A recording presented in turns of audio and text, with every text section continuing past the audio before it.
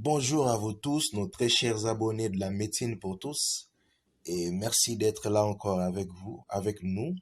Nous vous avions promis une série de récapitulations sur les vidéoconférences déjà passées que beaucoup ont ratées et qui seront désormais sur notre chaîne YouTube et sur notre page Facebook que vous pourriez révisiter, vous pourriez révisiter à tout moment, donc sans problème, sans problème. Donc aujourd'hui, notre récapitulation, c'est sur les troubles du cycle menstruel. C'est ça notre plan. Voilà, nous allons dire un mot, vraiment un bref mot sur la structure de voie génitale féminine. Nous allons dire un mot sur le cycle menstruel, donc définition et fonctionnement. Et nous allons terminer par les troubles du cycle menstruel. La structure de voie génitale féminine, c'est que nous devons retenir ce que à droite, nous avons l'ovaire qui est là, donc c'est de part et d'autre, donc l'image est un peu coupée, donc rognée, l'image a été rognée. De l'autre côté aussi, il y a une trompe et un ovaire. Donc nous avons l'ovaire, et c'est l'ovaire qui libère l'ovule qui doit être fécondé, là juste au niveau de la partie externe de la trompe, et c'est après la fécondation que l'ovule va parcourir toute la trompe pour venir habiter au niveau de l'endomètre. L'endomètre qui est la couche interne de l'utérus. L'utérus que nous appelons matrice en langage courant. C'est là que l'enfant vient nider avant de naître. Donc au niveau de l'utérus. La couche interne de l'utérus, c'est que nous devons retenir. Le nom de la couche interne, c'est l'endomètre. Donc nous retenons 3 mots ici, pas beaucoup de mots. Nous retenons ovaire, nous retenons trompe, nous retenons endomètre. Parlons du fonctionnement du cycle menstruel. Le cycle menstruel, c'est cet ensemble d'événements survenant à répétition de façon cyclique dans la vie d'une femme. Et en fait, tous ces événements, en réalité, ne sont pas visibles comme ça. Donc, ce sont des événements pratiquement hormonaux, mais le seul signe visible qui nous permet d'avoir un repère dans le cycle menstruel, c'est cette hémorragie périodique à intervalles réguliers que nous appelons les règles ou les menstruations. Donc, c'est le seul signe visible qui nous permet d'avoir un repère par rapport au cycle mensuel. Sinon, il faudrait doser les hormones parce que comme ça, à l'œil nu, on ne peut rien voir. Un cycle mensuel a une durée de 28 jours en moyenne, plus ou moins 7. J'insiste sur plus ou moins 7. Donc, il y a deux femmes qui font par exemple un cycle mensuel à 21 jours. Ça ne pose pas de problème. Il y a d'autres qui font jusqu'à 33 jours, 34 jours. Ça non plus, ça ne dérange pas. Durant chaque cycle mensuel, le corps de la femme s'apprête à accueillir un enfant. Toute une série de modifications sont engagées. Donc il faudrait savoir que le corps d'une femme s'apprête à accueillir un enfant chaque mois, durant chaque cycle mensuel. Et lorsque cette tentative échoue, l'ovule qui était libéré sort et il y a l'endomètre qui avait pris du volume. Et cet endomètre sera détruit et ça va sortir sous forme de saignement et ça passe. Et puis le mois prochain, la même chose, tous les mois.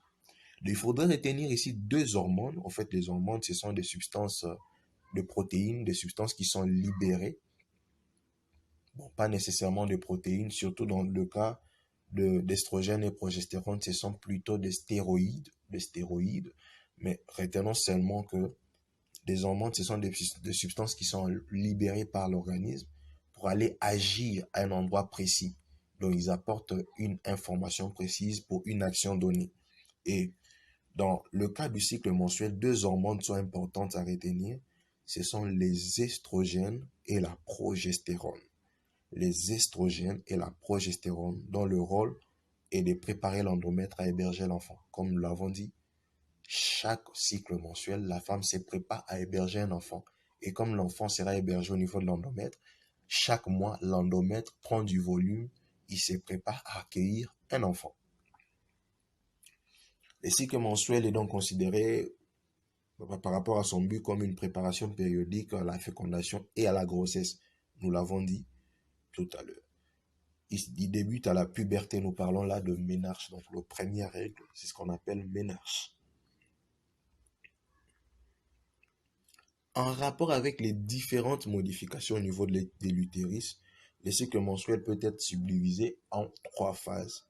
Alors là, j'ai choisi vraiment la subdivision la plus simple parce que en rapport avec les hormones libérées, que ce soit au niveau de la tête, de l'encéphale, que ce soit au niveau des ovaires, on peut aussi parler par exemple de cycle folliculaire, de phases folliculaires, des phases lutéales. Mais ici, en tout cas, je parle d'une subdivision très simple, parlant de phases menstruelles, de phases prolifératives et des phases sécrétoires. Toutes ces phases, c'est en rapport avec les modifications au niveau de l'utérus, au niveau de l'endomètre.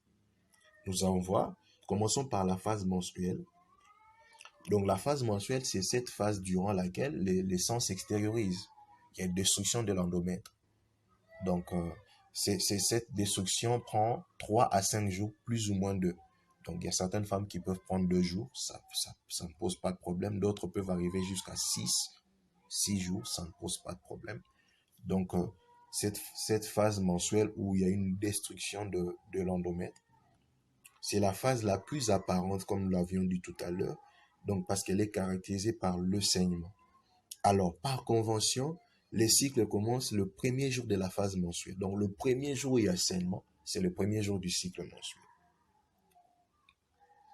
Durant cette phase, les deux hormones que nous avons citées, les estrogènes et la progestérone, ne sont pas, bon, si j'ai dit qu'ils ne sont pas sécrétés, c'est trop, mais sont sécrétés en petite quantité, en très faible quantité. Nous avons dit que ce sont ces hormones-là qui font croître l'endomètre pour le préparer à accueillir l'enfant. Donc, lorsque ces hormones ne sont pas sécrétées, l'endomètre sera détruit parce qu'il n'a pas de substances qui lui font croître. Donc, l'endomètre sera détruit. Donc, c'est cette destruction de l'endomètre qui va s'extérioriser par le sang.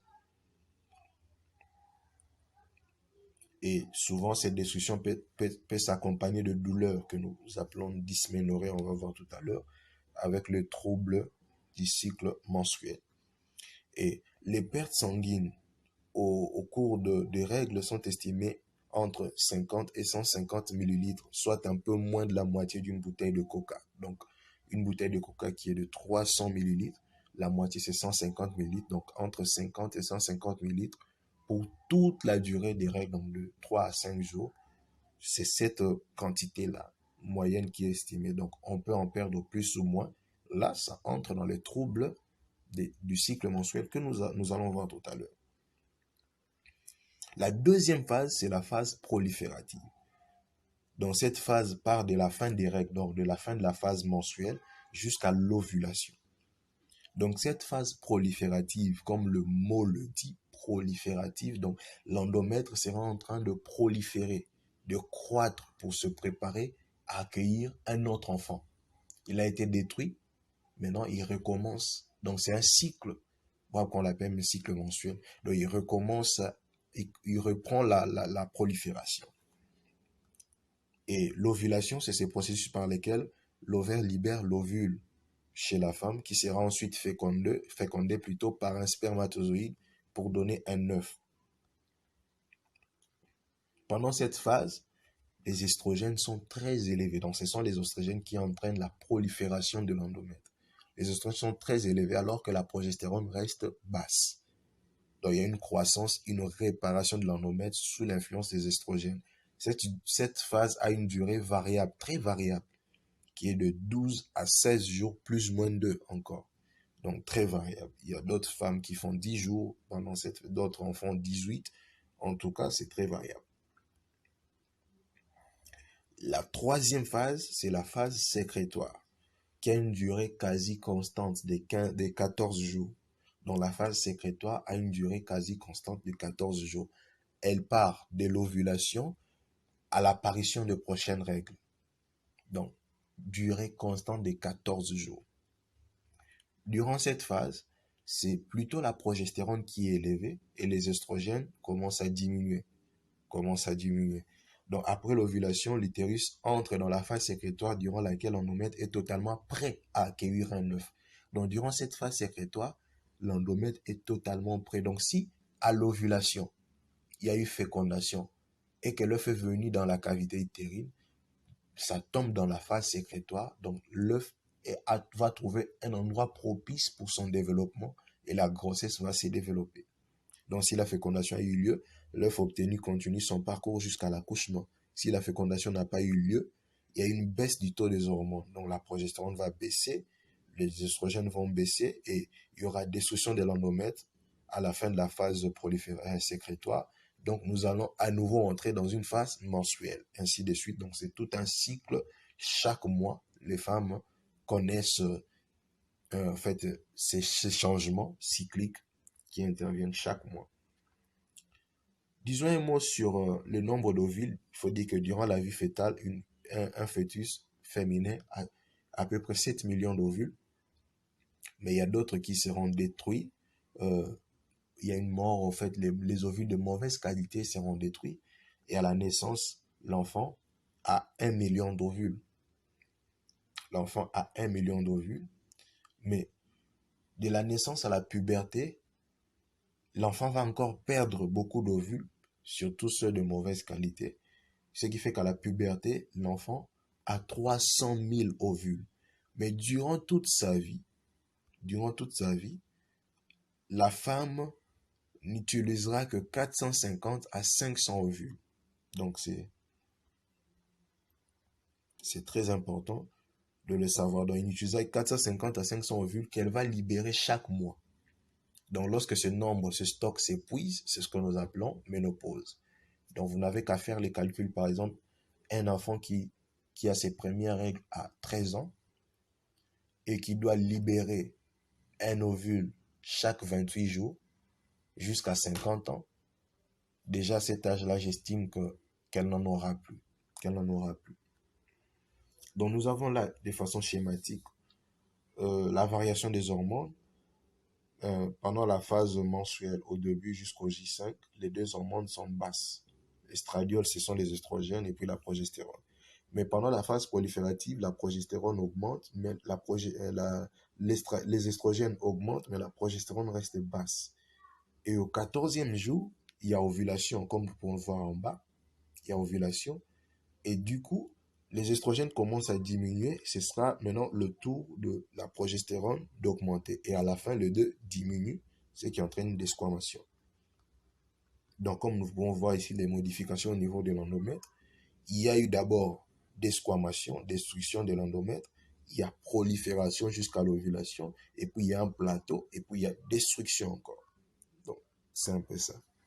Nous allons dire un bref mot sur les troubles du cycle menstruel. Il faut noter que tous les troubles du cycle mensuel ne doivent pas être traités. Bien que préoccupants, parfois, ils sont le plus souvent dus à des perturbations bénignes, vraiment bénignes. Nous avons trois types de troubles. Nous avons ce que nous appelons les douleurs cycliques, nous avons les troubles des règles et nous avons les troubles de l'ovulation. Disons un mot sur les douleurs cycliques. Dans les douleurs cycliques, nous avons trois types de douleurs cycliques. Nous avons d'abord ce que nous appelons ovulation douloureuse. Donc, nous avons vu que l'ovulation survenait au milieu du cycle, donc pour un cycle de 28 jours, au 14e jour. Donc, ce sont des douleurs qui surviennent au milieu du cycle, autour du 14e jour, en dehors des règles. Donc, ils sont parfois associés à un petit saignement. Ce sont des douleurs qui accompagnent l'ovulation et ne nécessitent pas un traitement tant qu'elles sont supportables. Il faudrait consulter un médecin si elles deviennent insupportables. Nous avons les douleurs prémenstruelles. Ce sont des douleurs prémenstruelles, bien sûr, qui précèdent immédiatement les règles. Donc, vers la fin du cycle, avant d'avoir le prochain règle, ce sont des douleurs qui surviennent avant les règles et ne nécessitent en tout cas pas de traitement. Ce sont des perturbations bénignes. Mais si elles deviennent insupportables, vous pouvez consulter un médecin qui va vous aider. Il y a des produits qu'il peut vous donner qui vont vous soulager. Et enfin, nous avons les douleurs pendant les règles que nous appelons dysménorrhée. Ce sont des douleurs les plus connues. En fait, dysménorrhée veut dire règle difficile, mais un autre synonyme, c'est algoménorrhée, qui veut dire règle douloureuse. Elles peuvent être supportées aussi, ces douleurs. Donc, quand elles deviennent insupportables, consultez un médecin, il va vous aider. Il y a des produits qui vont vous soulager dans ce sens-là. Enfin, non, pas enfin. En deuxième lieu, nous avons les troubles des règles. Les troubles des règles, ce sont des troubles qui concernent le saignement même de règles. Donc, nous avons les anomalies de la quantité. Premièrement, nous avons l'absence des règles. L'absence de règles, ce nous appelons aménorrhée en langage médical. Parfois, il y a une petite quantité de sang. Nous avons estimé le sang tout à l'heure 50 à 150. Il peut y arriver que vous avez seulement 10 millilitres. Donc, une petite quantité. On parle d'hypoménorrhée. Et les règles abondantes, c'est le contraire. Donc, vous avez beaucoup trop de sang de règles. On parle d'hyperménorrhée. Et il y a des saignements qui surviennent en dehors des règles. On parle de métrorragie. Donc, les jours de règles sont du premier au cinquième jour. Mais vous avez, par exemple, votre saignement au 20e jour. Donc, ce n'est pas normal et vous devrez consulter un médecin pour cela. Nous avons les anomalies du rythme. Donc, on peut avoir des cycles très longs. On a dit tout à l'heure que les cycles peuvent aller jusqu'à 33-34 jours, ça va, mais quand ça arrive à 40-45 jours, c'est un cycle long. On peut avoir de même des cycles très courts. Un cycle de 17 jours, de 16 jours, c'est un cycle très court. C'est un cycle très court. Et on peut avoir des cycles irréguliers, c'est-à-dire ce mois-ci, vous avez un cycle de 20 jours, le mois prochain, vous avez un cycle de 35 jours, l'autre mois, vous avez un cycle de 19 jours, donc des variations, des très grandes variations.